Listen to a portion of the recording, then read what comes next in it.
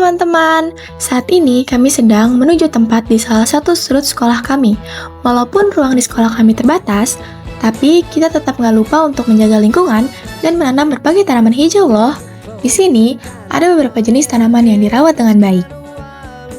Tapi, dari sekian banyak tanaman yang ada di sini, kali ini kita akan membahas salah satu tanaman yang sangat cantik dan menarik perhatian.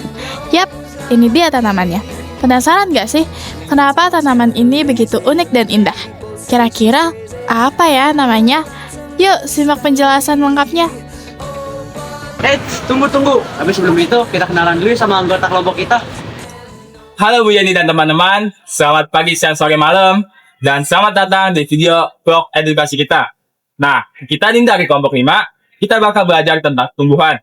Kita bakal kenal lebih dekat sama bagian-bagian tumbuhan. Jadi akar, batang, daun, duri, kucup, bunga. Nah, sebelum kita mulai, kita kenalan dulu biar kalian tahu siapa-siapa aja sih yang bakal nemenin kalian selama video ini berlangsung. Aku Tayla Dewi ya. Aku Erika. Aku dari Safira. Aku Alvin Saputra. Saya Muhammad Kami. Banyak sekali. Teman-teman, kalian pernah nggak sih memperhatikan kenapa tanaman itu punya bentuk yang berbeda-beda? Ada yang batangnya keras, ada yang berduri, dan ada yang bunganya berwarna-warni. Itu berkaitan dengan morfologi tumbuhan, yaitu struktur tubuh tumbuhan yang tersusun dari akar, batang, daun, bunga, buah, dan juga biji. Setiap bagian itu punya fungsi penting supaya tumbuhan bisa hidup, tumbuh, dan beradaptasi. Nah, supaya kalian lebih paham, hari ini kita bakal lihat dan bahas langsung beserta dengan contoh. Saat ini kita akan membahas tentang tanaman bougainville atau yang dikenal juga dengan sebutan bunga kembang. Warnanya cantik, tumbuhnya cepat, dan juga punya struktur morfologi yang sangat menarik untuk kita bahas. Sebelum kita masuk ke bagian morfologi, penting untuk kita tahu dulu bahwa bougainville termasuk ke dalam kingdom plantae, yaitu kelompok makhluk hidup yang punya kemampuan fotosintesis karena memiliki klorofil. Tumbuhan dalam kingdom ini memiliki dinding sel dari selulosa, multiseluler, dan bersifat autotrof. Artinya, mereka bisa membuat makanan sendiri menggunakan cahaya matahari. Struktur tubuh atau morfologi lengkap inilah yang membuat proses itu bisa berjalan. Nah, sekarang baru kita masuk ke bagian yang paling menarik, yaitu morfologi bougainvillea yang bikin dia unik dan berbeda dari tumbuhan lainnya. Oke, yang pertama dari bagian akar, bougainville memiliki akar tumbang yang tumbuh dalam hingga bercabang. Banyak ke samping, akar ini membuat tanaman mampu menyerap air dan unsur harap secara maksimal. Tetap menumpang batang supaya tetap kuat dan meskipun tumbuhan tinggi. Lanjut ke batang. Batang bougainvillea bersifat kayu atau lignin, berwarna coklat kehijauan saat muda dan mengeras saat tua. Batangnya memiliki banyak percabangan dan dilengkapi duri di beberapa bagian. Duri ini sebagai perlindungan dari hewan pemakan daun dan membantu tanaman memanjat ke arah cahaya ketika tumbuh dekat dinding atau tiang. Pertumbuhan batangnya juga cepat sehingga mudah dibentuk sesuai keinginan. Misalnya dibuat bonsai atau tanaman pagar. Pokoknya batangnya itu kayak tiang listrik. Kalau tiangnya roboh, semuanya ikut berantakan. Nah, bagian berikutnya adalah daunnya. Daun bougainvillea termasuk daun tunggal, berbentuk oval hingga lancet, ujung memancing, terus bertulang menyirip dan berwarna hijau cerah. Nah, permukaan daunnya ditutupi stomata untuk fotosintesis, yaitu proses menghasilkan makanan sendiri menggunakan cahaya matahari. Karena itu, tanaman ini butuh sinar matahari langsung supaya bakterianya dapat muncul dengan warna yang lebih cerah.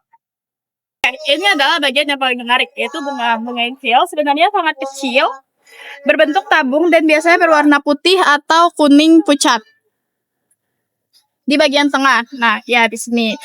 Yang membuat tanaman ini terlihat sangat indah bukan bunga aslinya, tapi braktea, yaitu daun pelindung tipis menyerupai kertas yang berada di sekeliling bunga. Braktea ini adalah yang memberikan warna mencolok seperti ungu, merah, orange, pink, bahkan sampai putih. Nah, warna braktea berfungsi untuk menarik serangga penyerbuk seperti lebah dan kupu. Selain braktea yang mencolok, bagian bunga bougainvillea juga memiliki struktur lengkap. Di bagian dalam terdapat kelopak yang melindungi bunga saat masih kuncup. Kemudian, mahkota yang pada bougainvillea ukurannya sangat kecil, dan berwarna pucat. Untuk proses reproduksi, terdapat benang sari yang menghasilkan serbuk sari dan futik sebagai alat penerima serbuk sari agar terjadi pembuahan. Penyerbukan biasanya dibantu oleh serangga yang tertarik warna brakteanya. Setelah pembuahan berhasil, bunga akan berkembang menjadi kapsul kecil.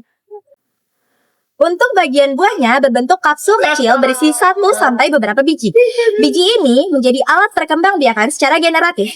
Namun dalam budidaya, bougainvillea ini lebih sering diperbanyak dengan cara stek batang karena lebih cepat tumbuh dan lebih mudah dikontrol untuk kualitasnya. Bougainvillea dikenal sebagai tanaman hias tahan panas, hemat air, tidak mudah layu, dan berbunga panjang kabur, terutama ketika mendapatkan cahaya penuh. Karena itu banyak digunakan sebagai tanaman penghijauan. Nah, sekarang kita bakal masuk ke bagian yang paling seru, yaitu gerak pada tumbuhan. Yes, tumbuhan itu bisa gerak teman-teman, tapi bukan gerak TikTok ya, melainkan gerak ilmiah yang keren.